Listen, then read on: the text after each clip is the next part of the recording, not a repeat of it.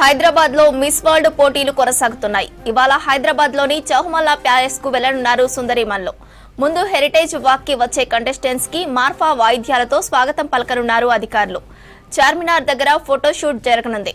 అక్కడి నుండి లాడ్ బజార్ లో షాపింగ్ చేయనున్నారు. సెలెక్ట్ చేసిన 9 దుకాణాల్లో వివిధ రకాల గాజులు, ముత్యాల హారాలు సహా పలు వస్తువులు కొనుగోలు చేయనున్నారు. సాయంత్రం 4:30 నుండి 5:30 వరకు హెరిటేజ్ వాక్ ఉంటుంది. ఇందుకోసం చార్మినార్, శాలిబండ ప్రాంతాల్లో ట్రాఫిక్ డైవర్షన్ ఉంటాయని పోలీసులు తెలిపారు. సాయంత్రం 6 గంటలకు చౌహమల్లా ప్యాలెస్ కు వెల్కమ్ డిన్నర్ ఉండనుంది. తెలంగాణ వంటకాలతో పాటు ఇటాలియన్, చైనీస్ ఫుడ్ ను రుచి చూడనున్నారు. మిస్ వరల్డ్ కంటెస్టెంట్ల రాకతో చౌహమల్లా ప్యాలెస్ లో భారీ బందోబస్తు ఏర్పాటు చేశారు పోలీసులు. మరిన్ని డీటెయిల్స్ నరేందర్ అందిస్తారు. నరేందర్, ఇవాళ మిస్ వరల్డ్ కంటెస్టెంట్ల షెడ్యూల్ ఏంటి?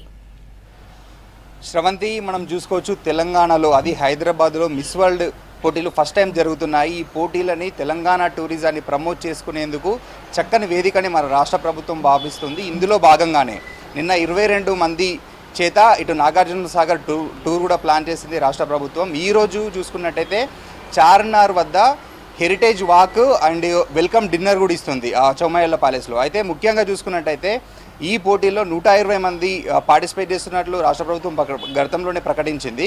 ఇప్పటికే 109 మంది కంటెస్టెంట్స్, వివిధ దేశాలకు చెందిన వాళ్ళు 109 మంది కంటెస్టెంట్స్ హైదరాబాద్కి రీచ్ అయ్యారు. వీరందరి చేత ఈరోజు 4:30 నుంచి వెళ్ళి 5:30 గంటల ప్రాంతంలో చార్మినార్ వద్ద స్పెషల్గా హెరిటేజ్ వాక్ అనే ఒక టూర్ ప్లాన్ చేసింది. ఈ టూర్లో భాగంగా చార్మినార్ వద్ద స్పెషల్గా ఫోటోషూట్ ఉంటుంది. దాంతోపాటు చార్మినార్ చుట్టుపక్కల ప్రాంతాలైన చుడి బజార్ కావచ్చు, ఇటు లాడ్ బజార్లో స్పెషల్గా కొన్ని షాపులను ఎంపిక చేశారు. ఆ ఎంపిక చేసిన దాదాపు 9 షాపులలో వీళ్ళు షాపింగ్ కూడా చేయనున్నారు.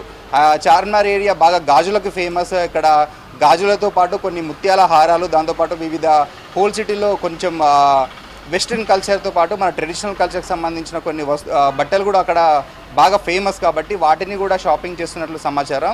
ఆ ఎంపిక చేసిన మొత్తం 9 షాపులలో మాత్రమే సెక్యూరిటీ విషయాల దృష్ట్యా వీళ్ళకి అనుమతిస్తున్నట్లు కూడా పోలీసులు ప్రకటించారు. అక్కడి నుంచి వెళ్ళి గంట తర్వాత 5:30 తర్వాత అక్కడి నుంచి వెళ్ళి చౌమహల్లా ప్యాలెస్కి వెళ్ళనున్నారు. అక్కడ 6 గంటల నుంచి సాయంత్రం 6 గంటల నుంచి 9 గంటల వరకు కూడా డిన్నర్, వెల్కమ్ డిన్నర్ ఏర్పాటు చేస్తున్నారు. ఈ వెల్కమ్ డిన్నర్లో భాగంగా మొత్తం 30కి పైగా తెలంగాణ వంటకాలని కూడా వచ్చిన అతిథుల కోసం రాష్ట్ర ప్రభుత్వం కావచ్చు, ఇటు టూరిజం శాఖ కావచ్చు ఏర్పాటు చేస్తుంది. దీంతోపాటు వివిధ దేశాల నుంచి వచ్చిన వాళ్ళు కొంచెం స్పైసీ ఫుడ్ తినలేరు కాబట్టి వాళ్ళ కోసం స్పెషల్గా ఇటు Chinese, Thai food, Japanese, even American, Italian continents సంబంధించిన ఫుడ్స్ కూడా, ఇప్పుడు జపాన్లో బాగా సూఫీ అనే ఫుడ్ ఫేమస్, అది కూడా స్పెషల్గా ఇక్కడ ఆర్గనైజ్ చేస్తున్నారు. వాళ్ళకి ఎలాంటి హెల్త్ ఇష్యూస్ రావద్దు, మన అందరికీ అన్ని రకాల ఫుడ్ పడకపోవచ్చు.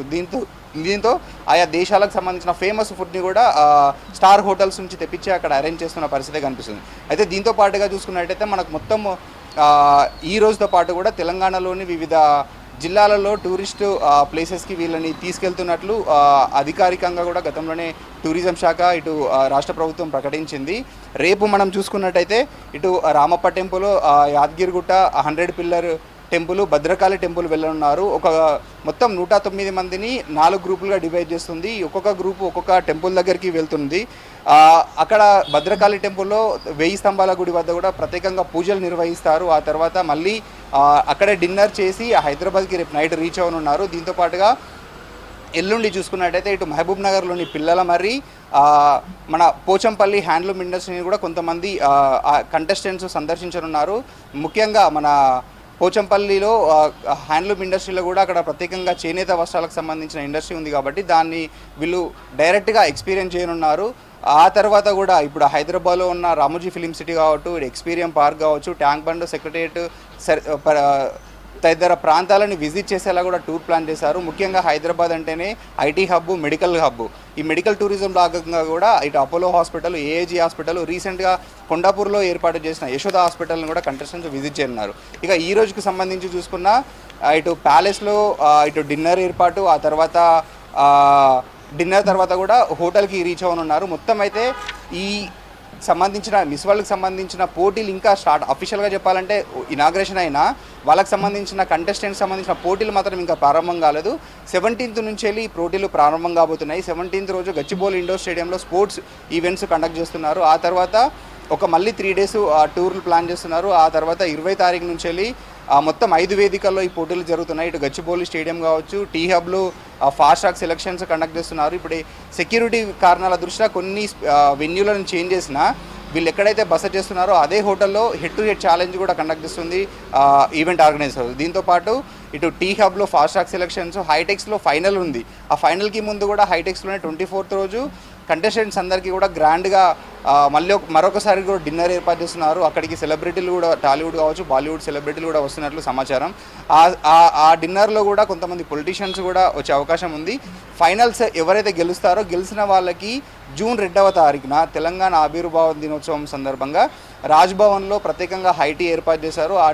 ఆ కార్యక్రమంలో ఇటు సీఎం రేవంత్ రెడ్డిని, గవర్నర్ని కూడా విన్నర్స్ కలిసే అవకాశం ఉంది.